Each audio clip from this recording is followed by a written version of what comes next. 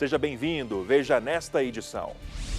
Baseado em fatos surreais, é a nova campanha nacional do MPT de combate ao trabalho escravo. Rio Grande do Sul recebe corrida que alerta contra o trabalho infantil. Os desafios do MPT para este ano na defesa do trabalho portuário e aquaviário e na promoção da liberdade sindical. Espero você aqui na TV Justiça. O Trabalho Legal é o programa do Ministério Público do Trabalho em parceria com a Associação Nacional dos Procuradores do Trabalho. O MPT lançou uma campanha de combate ao trabalho escravo nascida no Ceará. O objetivo foi alertar sobre a realidade vivida no Brasil, conscientizando a população sobre o tema.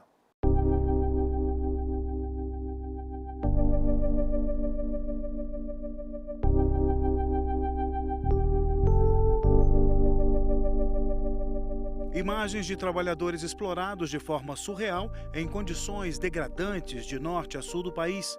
Assim, a campanha expõe o problema do trabalho escravo no Brasil. Olha, a exploração de trabalhadores em pleno século XXI é tão gritante, algo tão absurdo, que o mote Baseados em Fatos Surreais diz tudo o que a campanha quer dizer. Ela simplesmente quer trazer à sociedade a problemática de maneira presente, que o trabalho escravo está muito mais perto do que se imagina. Mais de 20 peças publicitárias, entre vídeos, spots, anúncios para jornais, revistas e conteúdo direcionados às redes sociais, foram produzidos pelo Ministério Público do Trabalho. O objetivo da iniciativa é mostrar à sociedade que a escravidão não acabou e que as situações em que muitos trabalhadores se encontram são consideradas surreais diante de tão graves violações à dignidade humana. A exploração do trabalho escravo deixou de ser ocorrida apenas nos rincões do país para estar bem mais perto do que se imagina. Então, a campanha ela tem essa função de discutir o tema, trazer para o seio da sociedade brasileira a problemática do trabalho escravo, para que, juntamente com os órgãos de repressão, os órgãos de prevenção possam criar políticas públicas de geração de emprego e renda, para que, de fato, nós possamos erradicar essa chaga do país. Entre 2003 e 2017, 43,6 mil trabalhadores foram resgatados no Brasil de atividades análogas à escravidão, segundo dados do Observatório Digital do Trabalho Escravo. Isso significa uma média de pelo menos 8 trabalhadores libertados a cada dia. Unidades do MPT no país se mobilizaram para ampliarem a abrangência da campanha. No Ceará, onde a campanha nasceu, a exposição sobre o peso das correntes nos teus ombros deu início à semana de alerta para a realidade do trabalho escravo no Brasil. Chega de histórias baseadas em fatos surreais. A escravidão ainda existe. Denuncie. A campanha pode ser conferida nas redes sociais do MPT, onde ela já alcançou quase 6 mil visualizações somente desse vídeo. Compartilhe você também pelo Facebook e Twitter. Na terceira reportagem da série Desafios 2018, o destaque de hoje são as ações da CONATPA e da CONAVES. A reportagem é de Rafael Augustos. A Coordenadoria Nacional de Trabalho Portuário e Aquaviário, a CONATPA, teve em 2017 um trabalho de reestruturação dos projetos estratégicos. Tanto que alguns projetos foram reeditados, como o Pesca Legal, o Projeto Ouro Negro e o Projeto Portos Seguros. Procuramos desenvolver atividades de campo em todas essas, desses setores da economia.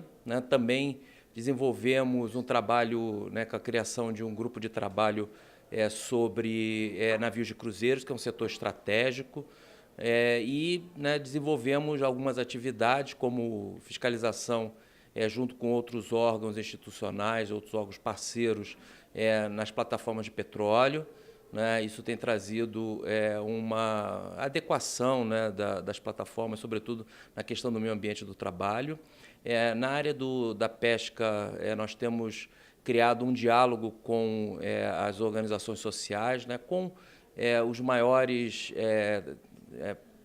os trabalhadores, na verdade, que exercem uma atividade tanto na pesca artesanal quanto na pesca industrial. A Conatpa está identificando dentro dos principais portos quais deles necessitam de atenção em termos de meio ambiente do trabalho. Mas, para isso, ela está analisando também a nova lei trabalhista.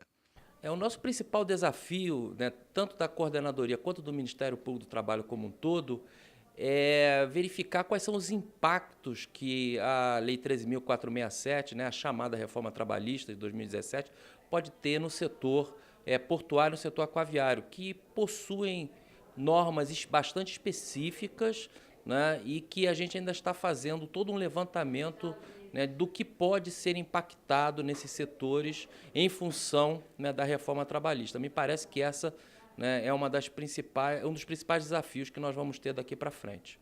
Para a Coordenadoria Nacional de Promoção de Liberdade Sindical, a CONALES, o final de 2017 já trouxe bastante preocupação, uma vez que com a reforma trabalhista, a contribuição sindical deixou de ser obrigatória.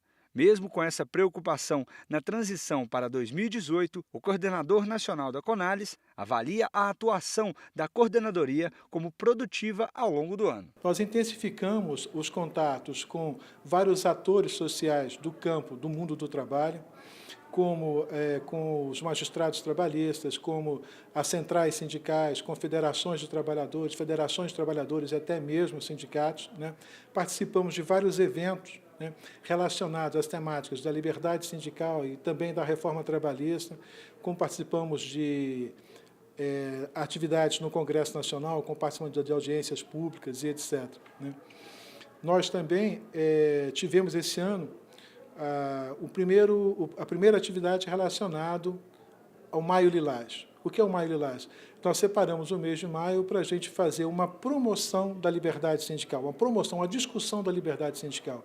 E esse ano foi muito profícuo, porque nós tivemos várias atividades em procuradorias regionais pelo Brasil. Para 2018, a CONALES tem um projeto nacional chamado Mediação, com o objetivo de estimular ainda mais a realização de mediações entre sindicatos de trabalhadores e de empresas que já acontecem dentro da estrutura do Ministério Público. Então, nós estamos fazendo várias promoções nas regionais, como está chamando os sindicatos para informar dessa nossa atividade, para poder objetivando incrementá-la, como também a gente está iniciando uma conversa com os vários segmentos dos membros do Ministério Público para poder disseminar mais essa ideia da mediação. 2018 será um ano desafiador para as entidades sindicais, pois elas terão que buscar uma aproximação mais eficaz dos trabalhadores às suas agremiações sindicais. Que será muito importante, porque tende a construir um sindicato mais representativo dos interesses dessa categoria. É lógico que no plano administrativo essas agremiações também vão passar por dificuldades. Nós temos visto notícias nos jornais noticiando que os sindicatos e que centrais sindicais e que outras estruturas de apoio ao movimento sindical já têm se organizado para reduzir o número de trabalhadores dos seus quadros de pessoal. Então, na verdade, isso é um influxo, né, dessa estrutura que estava montada dentro de um panorama e que pode trazer consequências negativas para a organização e para a ação dos trabalhadores no primeiro momento, mas dependendo de como isso caminhar, eu acho que a gente pode ter mais à frente um saldo positivo. Logo após o intervalo, cresce o número de denúncias de assédio moral e sexual recebidas pelo Ministério Público do Trabalho.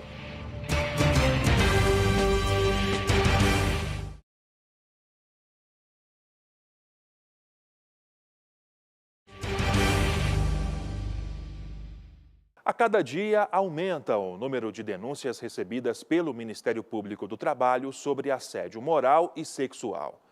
Para conscientizar trabalhadores e empresas, o MPT e a OIT lançaram campanhas nas redes sociais, além da realização de um fórum, onde o tema discutido foi a mulher, discriminação e assédio.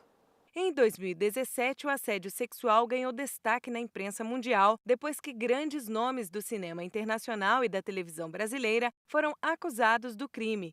Nossa entrevistada, a quem vamos chamar de Beth, está longe dos holofotes. Ela se lembra com detalhes do constrangimento que passou já no primeiro emprego. Eu era muito nova, era amigo do meu pai e eu fui trabalhar com ele.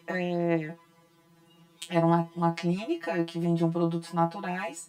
Em algum momento teve um curso de massagem Ele perguntou se poderia aplicar os produtos em mim e eu inocentemente permiti. E aí eu vi que ele estava massageando e estava excitado. E eu tentei não acreditar que aquilo estava acontecendo, mas aí foi evoluindo.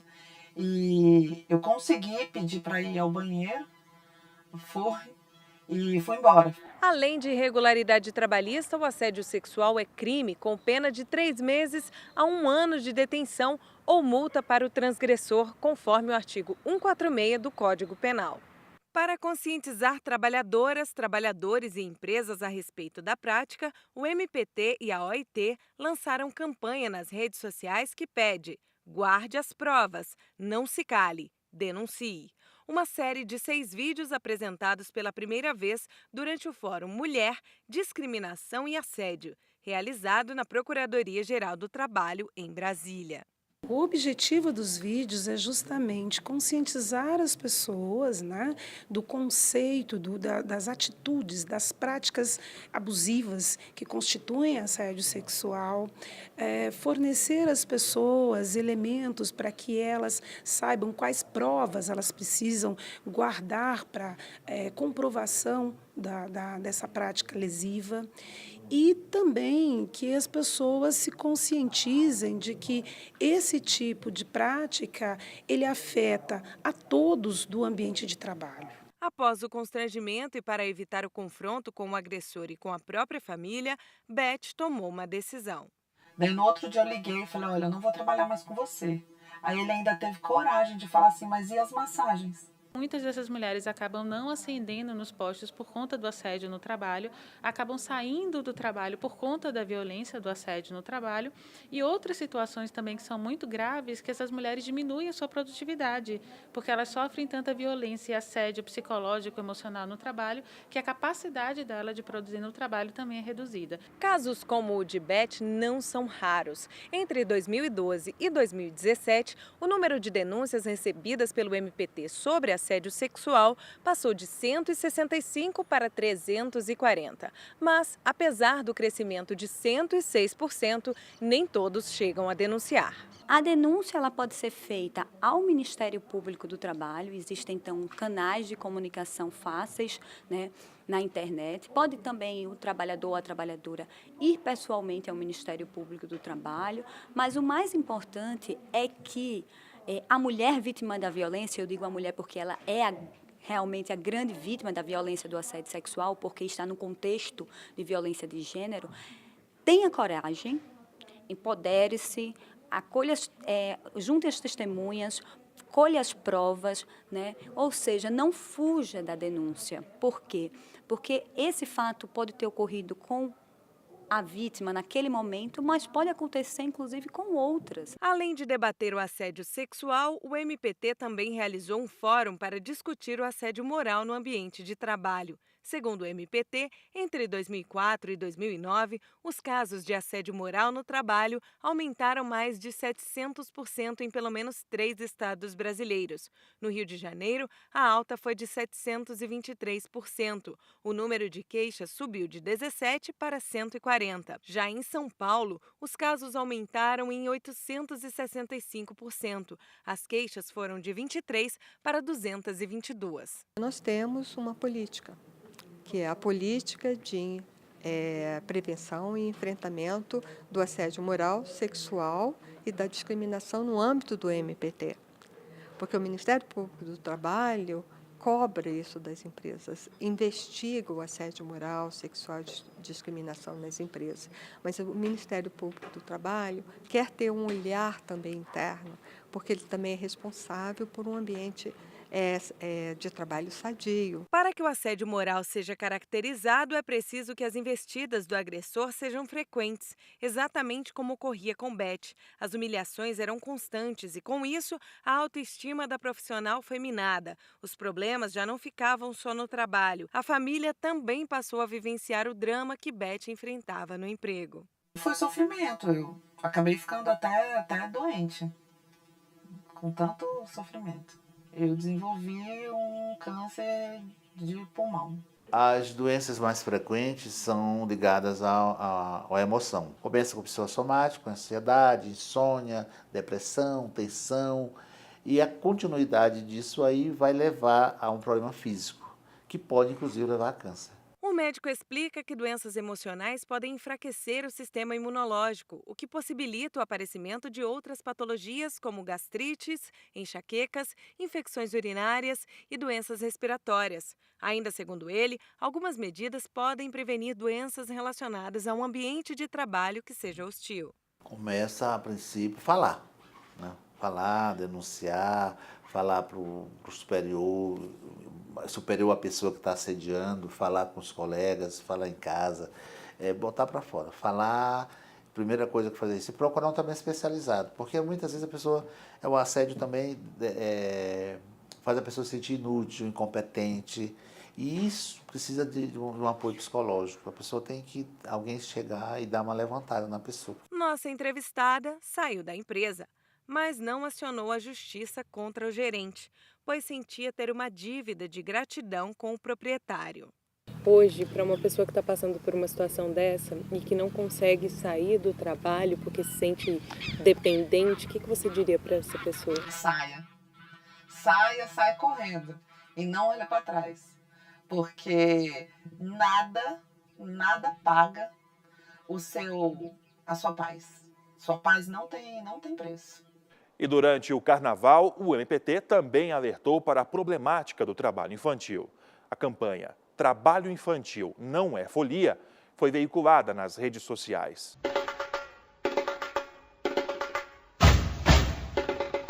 Preocupada com as crianças e adolescentes, neste Carnaval, a Coordenadoria Nacional de Combate à Exploração da Criança e do Adolescente lançou a campanha Trabalho Infantil Não é Folia. O objetivo principal é combater o trabalho infantil, né? Então o slogan é Trabalho Infantil Não é Folia, né? Motivado para que as pessoas tenham consciência de que é proibido o trabalho infantil. Então nós não podemos permitir a exploração do trabalho infantil do adolescente.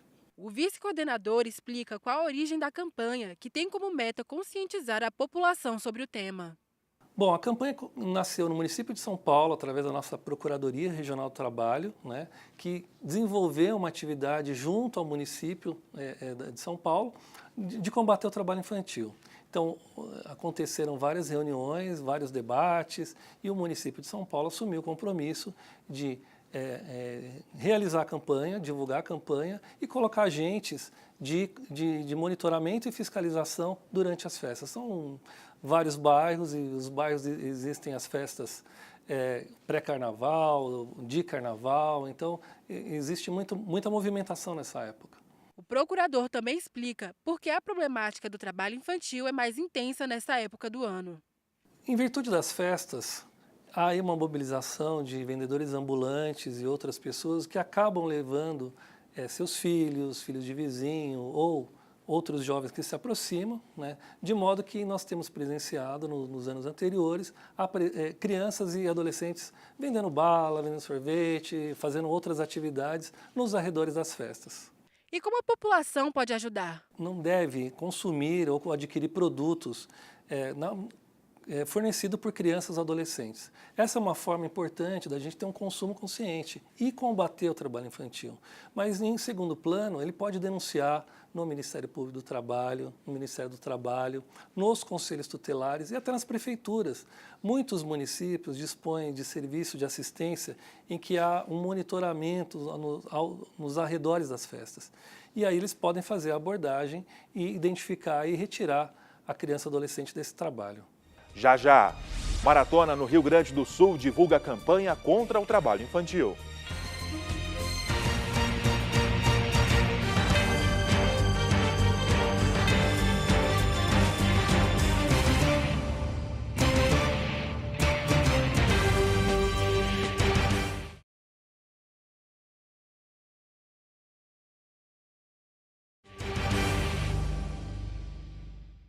Uma maratona com 82 quilômetros chamou a atenção da população que vive no litoral do Rio Grande do Sul. O motivo não foi só o longo percurso, mas também a divulgação da campanha Chega de Trabalho Infantil, promovida pelo Ministério Público do Trabalho. Nem o sol forte tirou o ânimo dos corredores que desde as 5h30 da manhã já estavam prontos para a prova. É uma prova difícil, é uma prova que tu tem praticamente 82 quilômetros de pura areia e puro sol e puro mar. Mas a expectativa é grande, completar, chegar bem e passear, ver a galera, ver o pessoal aí, se divertir um pouco. A maratona serviu sobretudo para marcar mais uma ação da campanha Chega de Trabalho Infantil, do Ministério Público do Trabalho. A gente tem essa campanha, né, da Chega de Trabalho Infantil já em algumas redes sociais e em parceria também com outras instituições, e a gente pensou que uma corrida de rua teria uma visibilidade muito grande, né, e levaria essa mensagem a um número inestimável de pessoas. Com o apoio do Ministério Público do Trabalho, cerca de 3.200 corredores levaram a mensagem da campanha Chega de Trabalho Infantil por 82 quilômetros do litoral gaúcho.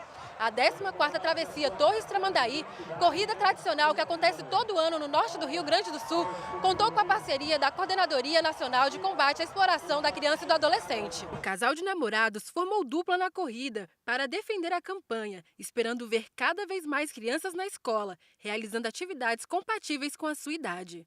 É uma campanha muito bacana, uma iniciativa excepcional do Ministério Público porque criança nasceu para ser criança, né? Criança tem que brincar, criança tem que se divertir, criança não tem que trabalhar. Além de tudo, além da brincadeira, além da diversão, a criança precisa estudar para se tornar um adulto nobre, com princípios, né? E fazer com que a sua vida cresça e passando isso de criança a criança. Então é possível a gente compartilhar e a gente aderir à campanha para concretizar que a criança deve ser criança. O corredor Roberto Felipe faz parte do octeto chamado Chega de Trabalho Infantil. Assim como toda a sua equipe, ele defende que as crianças e adolescentes tenham uma infância saudável. Bom, acreditamos então que lugar de criança não é trabalhando, né? A gente incentiva o esporte, é um tema que todos nós abraçamos com essa causa, vestimos a camiseta, acreditamos então que lugar de criança não é trabalhando. A coordenadora nacional da Cor de Infância do Rio Grande do Sul também defende o esporte como uma ferramenta de combate ao trabalho infantil. O esporte é uma maneira muito interessante no combate ao trabalho infantil, desde que respeitadas as características da criança, né, e as outras atividades a que ela deve elaborar, como escola e outras atividades. Mas como complementação, todo tipo de esporte é muito bem-vindo. E isso também dá oportunidade dos jovens descobrirem, as crianças e os jovens descobrirem as suas afinidades com esportes, assim como também nas artes e outros tantos campos, né? E por isso que esse combate vem bem forte. No Brasil, a idade mínima para começar a trabalhar é aos 16 anos. É permitido também que iniciem a jornada aos 14, desde que seja como aprendiz. O país ainda tem cerca de 2,6 milhões de jovens e crianças entre 5 e 17 anos em situação de trabalho. Enquanto o Ceará reduziu em 49% o número de indivíduos nessa situação, a região sul lidera a concentração de crianças e adolescentes que trabalham. A coordenadora nacional da Cor de Infância reconhece que ainda há um longo caminho a ser percorrido.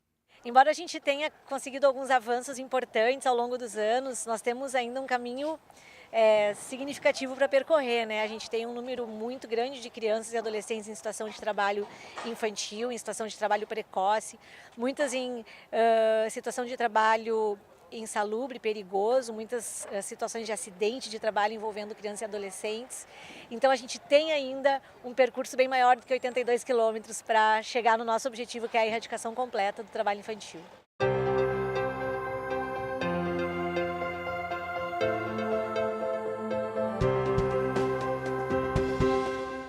No MPT Indica de hoje, vamos conhecer a obra da Subprocuradora-Geral do Trabalho, Sandra Lia Simon. No livro, ela fala sobre a intimidade e a privacidade do empregado com base na Constituição Federal. Eu escrevi, na verdade, o livro A Proteção Constitucional da Intimidade da Vida Privada do Empregado como uma dissertação de conclusão de mestrado que eu cursei na Faculdade de Direito da Pontifícia Universidade Católica de São Paulo. E nós, do Ministério Público do Trabalho, sempre defendemos que a proteção trabalhista ela não é meramente legal, ela é fortemente constitucional. Então eu quis levar esta área do direito, que é o direito do trabalho, sob o enfoque constitucional. E daí que surgiu, então, a ideia de escrever sobre a intimidade e a vida privada do empregado. De acordo com a subprocuradora, apesar dos direitos terem origem histórica, sendo delineados por volta da Revolução Francesa e a Revolução Americana, retomarem os direitos de primeira geração e parecerem com os direitos individuais, eles sofreram grandes interferências devido ao avanço da tecnologia. Então, hoje em dia, nós vemos os nossos dados, nós vemos os nossos nomes, às vezes até os números dos nossos documentos vazados em diversos lugares, porque a internet e o avanço tecnológico é muito grande. Então, esses dados que seriam absolutamente pessoais e só de interesse nosso, muitas vezes eles acabam sendo divulgados em lugares que não devem. Para a doutora Sandra Lia Simon, foi importante abordar esse assunto, devido à fragilidade que há entre o poder do empregador e o direito do empregado. O livro foi publicado no ano 2000, havia pouquíssima doutrina sobre essa matéria. Hoje a gente já tem bastante mais doutrina acessível, mas foi esse primeiro enfoque que eu dei àquela época exatamente de verificar até que ponto o poder de direção do empregador, que é fundamentado no direito de propriedade, que é um bem constitucional, pode se sobrepor ao direito da intimidade e o direito da vida privada que toda pessoa humana tem, inclusive os trabalhadores dentro da relação de emprego. O que a gente chama isso, na verdade, é a existência de uma colisão de direitos, porque ambos têm respaldo constitucional e nós precisamos ver, no caso concreto, qual que vai prevalecer sobre o outro. O trabalhador, ele é mais passível de ter violadas a sua intimidade e a sua vida privada quando ele está numa relação que não há igualdade de condições para a negociação. Então, pode haver um abuso na fiscalização por parte do empregador. Daí, a minha ideia foi de verificar, de fazer mesmo os contrapontos, de fazer o juízo de ponderação, como nós dizemos em direito constitucional, para ver em que ocasiões apenas o poder de direção, baseado no direito de propriedade, pode prevalecer sobre o direito de proteção da esfera íntima e da esfera privada. A subprocuradora-geral do Trabalho recomenda a leitura do livro para os estudiosos da área. Na verdade, a todas as pessoas que se debruçam sobre as matérias trabalhistas e principalmente para as pessoas que se preocupam em estudar a salvaguarda dos direitos da personalidade, a salvaguarda dos direitos, principalmente da intimidade da vida privada. Vale lembrar que essa obra e outras escritas por membros do Ministério Público estão disponíveis na rede de bibliotecas do MPT. Até o próximo MPT Indica.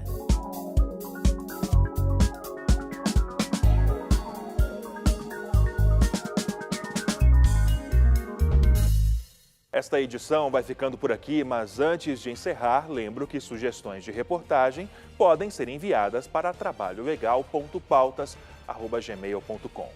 Outras informações sobre o Ministério Público do Trabalho você encontra no portal www.mpt.mp.br e também em nossas redes sociais.